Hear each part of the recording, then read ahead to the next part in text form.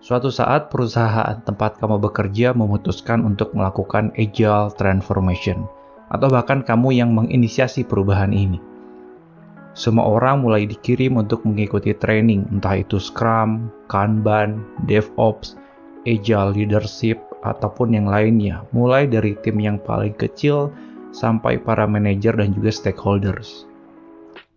Setelah selesai training, perubahan mulai terjadi. Tim development mulai pakai Scrum Board, ada Product Owner, Scrum Master, ada Agile Coach, ada Sprint Review, ada event yang lainnya. Semua orang terlihat sangat sibuk, sangat antusias terhadap perubahan ini.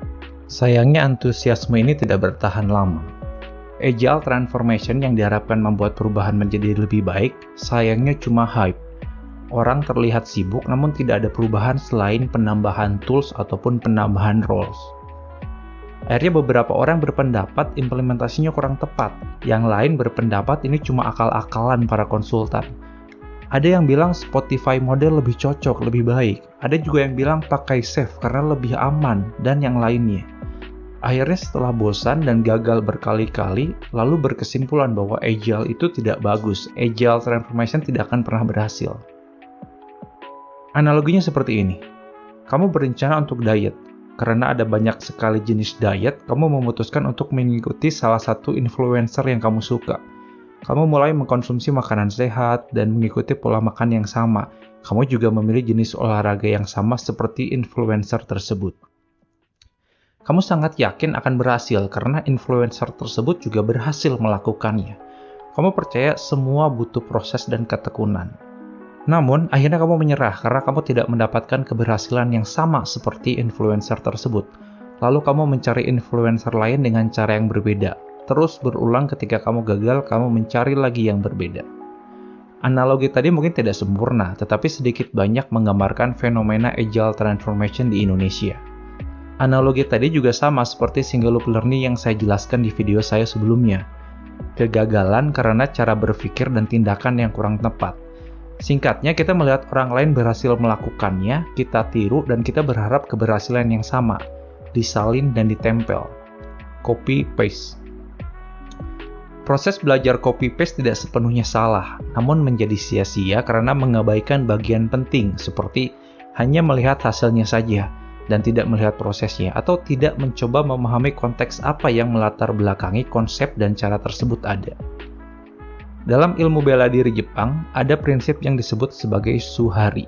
Prinsip ini juga banyak dipakai para praktisi Agile untuk mengadopsi atau melakukan perubahan. Yang pertama adalah Su, tahap fundamental dengan mengikuti aturan dasar, dilakukan dengan pengulangan. Lalu kemudian tahap H atau tahap understanding lalu mengubah atau memodifikasi, tahap di mana kita membuat inovasi. Dan yang terakhir, tahap Ri adalah tahap menguasai, tahap menciptakan hal yang baru atau transendensi. Kembali ke contoh copy-paste, contoh yang paling populer di Indonesia dan juga tepat untuk video ini adalah Spotify model. Perlu diketahui, Spotify model adalah output dari tahap Pri. Artinya Spotify sendiri sudah melalui tahap Su dan juga tahap H. Yang menjadi masalah dalam proses belajar copy-paste ini adalah kita tidak memahami konteks tahap Su dan H yang sudah mereka lakukan. Celakanya lagi, proses copy-paste Spotify model ini hanya bermodal satu white paper dan 2 video di YouTube. Lalu kemudian berharap bisa meniru dengan baik dan berharap mendapatkan keberhasilan yang sama. Itu yang kurang tepat, karena ada bagian yang hilang yang kita tidak tahu. Contohnya, berapa kali pengulangan yang mereka lakukan di tahap ini, atau berapa lama mereka sanggup melakukannya. Berapa banyak percobaan atau eksperimen yang telah mereka lakukan di tahap ini. Berapa lama waktu yang sudah mereka investasikan, atau seberapa besar mereka menghargai kegagalan dengan eksperimen-eksperimen tersebut. Banyak sekali konteks yang hilang di sini saat kita belajar hanya dengan copy-paste saja tanpa mendalami konteksnya. Dari sekian banyak konteks yang hilang di sini, kita juga lupa bahwa culture adalah hal besar yang juga turut berperan. Saat mereka melakukan eksperimen berbagai macam cara, mereka melibatkan culture di dalamnya.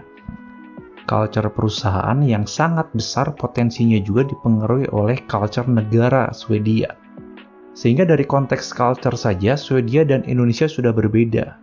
Namun kita yang copy-paste ini berharap kita bisa mendapatkan keberhasilan yang sama tanpa mau memahami konteks yang lebih dalam lagi. Itu adalah salah satu contoh banyak sekali orang yang berkata kalau agility cannot be dictated dan agility cannot be copied. Agile transformation bukan hanya sekedar mengganti alat atau proses kerja, tapi yang utama mengubah perilaku manusia. Tergantung dari sudut pandang mana kita menerima kegagalan, tetapi waktu tetaplah konstan. Tidak ada salahnya dalam proses perubahan ini kita mempertanyakan kembali, waktu yang sudah kita investasikan selama ini, apakah untuk sibuk memaksimalkan proses copy-paste, atau untuk proses benar-benar bisa memahami?